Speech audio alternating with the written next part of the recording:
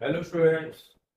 आज अपना नए वीडियो के साथ आपके सामने सबसे पहले बात आती है। आज जो हम फिनॉल के रासायनिक गुण पर चल रहे थे, रासायनिक गुणों की चर्चा करेंगे। हम फिनॉल के कुछ महत्वपूर्ण रासायनिक गुण और बचे हैं, इसके बाद चर्चा होगा और उसके अगले अध्याय की चर्चा करेंगे। इसमें रासायनिक गुण में बचा है हमारा ऑक्सीजन से क्रिया ऑक्सीजन से। जब ऑक्सीजन से क्रिया करते हैं फिनॉल की, तो फिनॉल ऑक्सीजन से क्रिया करके उसको कहते हैं वायुमंडलीय ऑक्सीकरण। जब हम फिनॉल को वायु में थोड़ा छोड़ देते हैं, ये मान लीजिए हमारा फिनॉल है, इसको हमने वायु में थोड़ा छोड़ दिया, तो वायु के साथ ये क्रिया करके क्यूनोन बनाता है। वायु में थोड़ा छोड़ने पर यह क्यूनोन बनाता है ऑक्सीकरण द्वारा। ये गुलाबी रंग का हो जाता है। कैसा हो जाता है? गुलाबी रंग का। और गुलाबी रंग का होने के दौरान ये डबल बॉन्ड O और यहाँ पर भी डबल बॉन्ड O, और ये बनाता है क्यूनोन। इसको क्या कहते हैं? क्यूनोन। ये इसको कहते हैं para benzoquinone, para benzoquinone कहते हैं या क्यूनोन कहते हैं। वो है, यहाँ पे हमें पानी निकालना पड़ेगा। ये हमारा जो बना हुआ यौगिक है वो क्या कहलाएगा? क्यूनोन कहलाएगा। या इसको पैरा बेंजो क्यूनोन कह दो, चाहे सिर्फ क्यूनोन कह दो। इस तरह से ये हमारा एक यौगिक बनता है। इंपॉर्टेंट क्रिया है। जैसे इसको फिनॉल को वायु में थोड़ा छोड़ते हैं तो गुलाबी रंग का हो जाता है और क्यूनोन बनाता है। वायु में थोड़ा छोड़ने पर क्यूनोन बनाता है। ये कैसी क्रिया होती है? ये योगात्मक क्रिया होती है। ऐसी होती है योगात्मक क्रिया। अब बात आता है ऑक्सीकरण करें पोटेशियम परमैंगनेट की उपस्थित कण में। अगला ऑक्सीकरण हमेशा नवजात ऑक्सीजन से होता है, और नवजात ऑक्सीजन के रूप में यदि लेंगे तो मान लीजिए हमने यहाँ फिनॉल को लिया, ये हमारा फिनॉल है, और इसकी क्रिया पोटेशियम परमैंगनेट की उपस्थिति में ऑक्सीकरण होगा।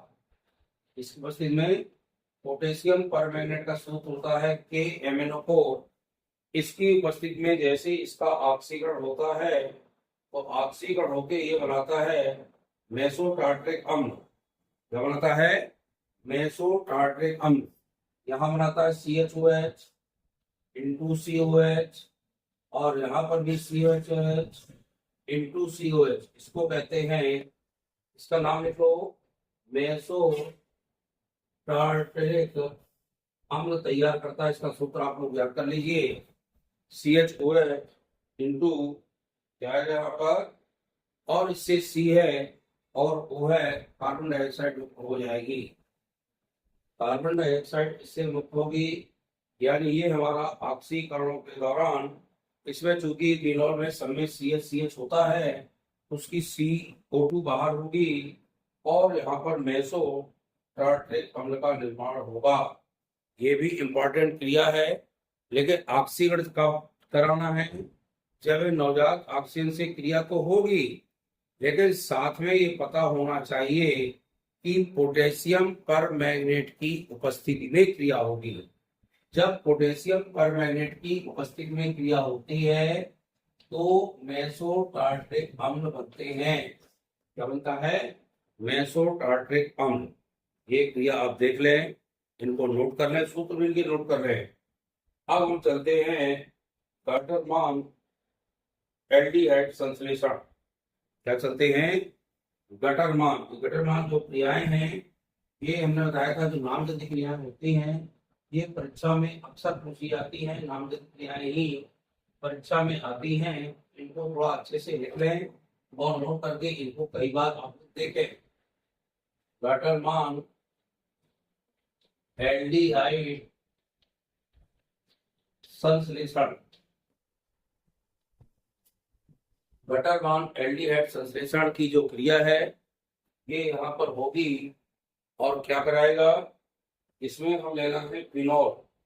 इसकी क्रिया फिनॉल जब HCN और HCl के साथ, इसके साथ HCN हाइड्रोजन और HCl के साथ जब क्रिया करता है, लेकिन ये क्रिया निर्जल एल्युमिनियम क्लोराइड की उपस्थिति में होती है AlCl3। क्या पढ़ेंगे? AlCl3 से क्रिया होती है और सीधे सीधे इसमें जुड़ जाते हैं। NH2Cl जुड़ेगा और OH तो फिनॉल वही है। हम इसको बना लेते हैं थोड़ा सा। ये हमने फिनॉल बना लिया, यहाँ तो OH जोड़ना है। क्या जोड़ना है? OH। और यहाँ जोड़ोगे CH, NH2Cl, CH तो जोड़ दो और इसके साथ NH2 और Cl जुड़ेगा। NH2Cl प्लस का और ये माइनस का, ये एक योगात्मक यौगिक बनेगा। क्या बनेगा? योगात्मक यौगिक बनेगा। अब यहाँ कार्बन का बैलेंस वो नहीं है, इसलिए यहाँ पे हमको डबल बॉन्ड लगाना पड़ेगा। CH डबल बॉन्ड NH2Cl जुड़ गया। अब यही आगे क्रिया करेगा पानी के साथ, चाहे वहीं से करा दो और चाहे इसको दोबारा लिखते हैं यहाँ पर अपन। क्या दिक्कत है इसमें? यहाँ लगा दो OH और यहाँ लगा दो CH डबल बॉन्ड NH2 और Cl। इसकी क्रिया पानी से कराना है। तो जब पानी से कराएंगे तो पानी से क्रिया करके ये बनाएगा सैलिसैल्डिहाइड। क्या बनाता है? सैलिसैल्डिहाइड बनाएगा। और सैलिसैल्डिहाइड का सूत्र आपको पता होना चाहिए। यहाँ तो OH जुड़ेगा। क्या जुड़ेगा?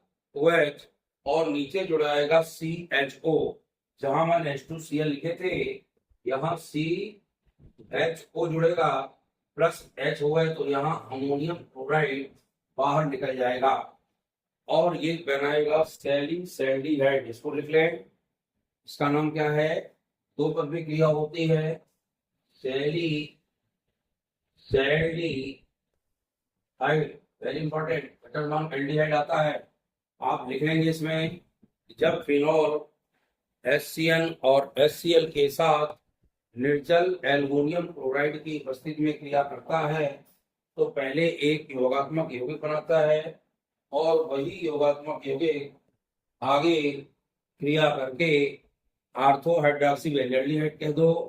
पानी के साथ जब ये अभिकृत होता है तो सैलिसैल्डिहाइड बनाता है। इसको हम आर्थो हाइड्रॉक्सी बेंजल्डिहाइड भी कह सकते हैं। इसको आर्थो में लगा आर्थो हाइड्रॉक्सी बेंजल्डिहाइड भी इसको हम कह सकते हैं। अब मान लो क्रिया कराई है तो ये OH यहाँ लगा था, इससे किया यहाँ पे OH लगा दो, OH यहाँ लगाया यहाँ लगा दो, कोई दिक्कत नहीं है। आपको डाउट ना हो कि वहां से यहाँ कहाँ आ गया, तो ये पता होना चाहिए। OH हम कहीं भी लगा सकते हैं।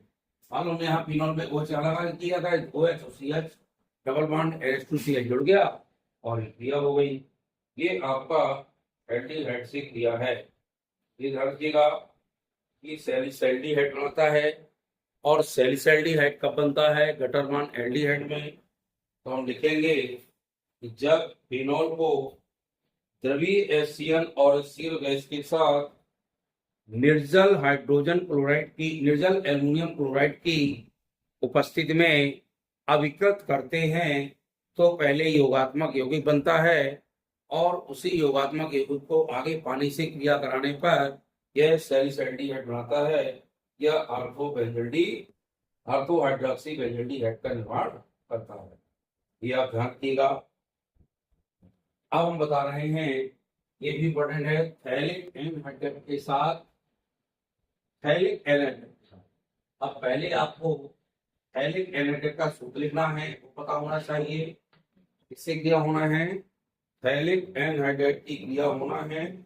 इसमें फिनॉल के हमें 2 अणु लेना पड़ेंगे। तो पहले तो थैलिक एनहाइड्रेट का सूत्र लिखें। क्या लिखें? थैलिक एनहाइड्रेट का सूत्र लिखिए। तो पहले तो ये बेंजीन बना लीजिए और बेंजीन के साथ आपको यहाँ CO जोड़ना है, यहाँ CO जोड़ना है और इसके साथ O जोड़ना है। ये कहलाएगा थैलिक एनहाइड्राइड। और इसको हम ऐसा लिख दे, C तो यहाँ लिख दे और यहाँ डबल बॉन्ड में O ऐसा लिख दे तो कोई दिक्कत तो है नहीं किसी को। ऐसा भी हम लिख सकते हैं। ऐसा हमें इसलिए लिखा क्योंकि हमें फिनॉल के 2 अणु लेना है। क्या लेना है? नीचे हमने ले लिया फिनॉल, यहाँ चाहे प्लस लगा दो। ये फिनॉल के लिए यहाँ क्या है? OH। और इनमें सब में क्या होता है? यहाँ लिखते हैं OH, H तो सब में होता है। एक फिनॉल का अणु और ले लीजिए, एक OH, और यहाँ भी क्या गुस्सा होगा H। जब थैलिक एनहाइड्राइड के साथ ये पानी का अणु बाहर निकल जाएगा, जब पानी का अणु बाहर निकल जाएगा तो इनको हम ज्यों के जोड़ देंगे। यहाँ ना लगाना हो तो आप थोड़ा सा इनको नीचे लगा ले तो आपको और आसान हो जाएगा। कहीं लगा सकते हैं, उसमें ये नहीं कि कहीं पर लगा लें। ये पहले लिखेंगे थैलिक एनहाइड्राइड की क्रिया फिनॉल के दो अणुओं के साथ कराते हैं। जब फिनॉल के दो अणु से ये क्रिया करेगा तो ये बना देगा सीधे फिनोलेप्थेलीन। क्या बना देगा? फिनोलेप्थेलीन। ये क्रिया किसकी उपस्थिति में होती है? सांद्र सल्फ्यूरिक अम्ल की, H2SO4। क्या लिखेंगे? जब थैलिक एनहाइड्राइड के एक अणु की क्रिया फिनॉल के दो अणुओं के साथ सांद्र सल्फ्यूरिक अम्ल की उपस्थिति में क्रिया कराते हैं तो कुछ नहीं करना, ये ज्यों का त्यों जोड़ देना। देखिए कितना आसान है। ये हमने बेंजीन बना दी, बेंजीन बना दी। ये यहाँ क्या बनाया? ध्यान दीजिए, CO, यहाँ क्या लिखा? C, और इसके साथ यहाँ क्या लिखा? डबल बॉन्ड लो। अब चूंकि डबल बॉन्ड थे तो एक यहाँ जोड़ दो, एक इसको जोड़ दो। ये लीजिए साहब, ये बेंजीन बन गई, और यहाँ पर भी इससे जोड़कर बेंजीन बना दीजिए।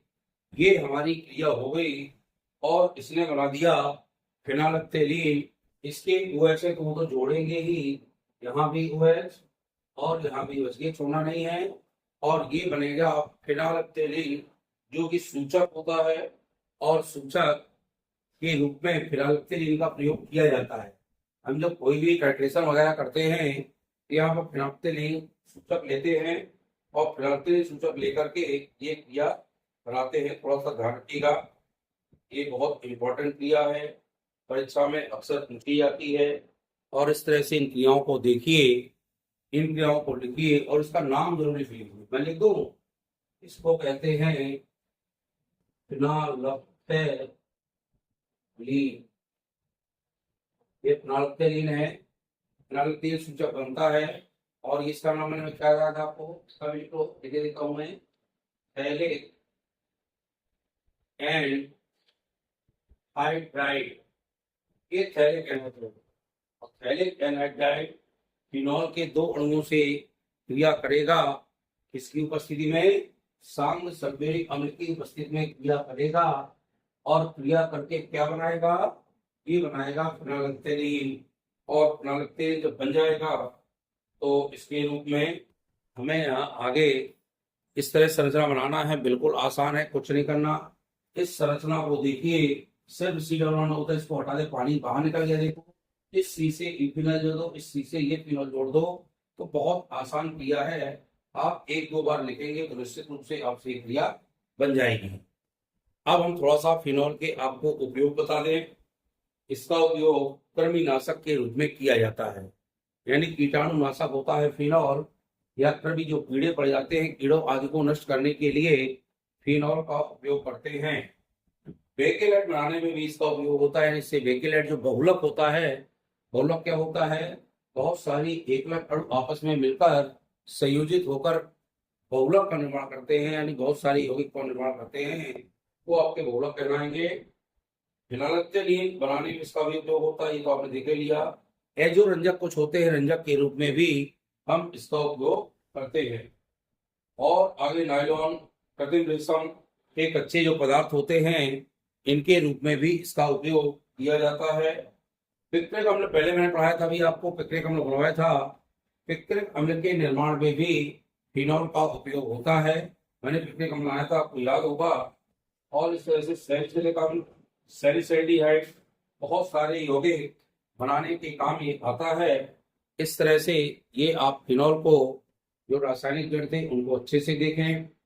फिनॉल के रासायनिक गुण परीक्षा में अक्सर पूछे जाते हैं, इनको आप देख लीजिएगा। आगे मैं कुछ ईथर का पढ़ा करके अगले अध्याय की शुरुआत करूंगा। आप इस वीडियो को देखें, निश्चित रूप से वीडियो देखें। अच्छा लगे तो लाइक शेयर जरूर किया करिए। लाइक शेयर कम आ रहे हैं, लाइक जरूर करें वीडियो आपको अच्छा लग रहा है तो। और इस तरह से आप वीडियो को देखते जाएं, अपने मित्रों को भी भेजें। और नए स्टूडेंट हमारे चैनल को सब्सक्राइब करें। धन्यवाद।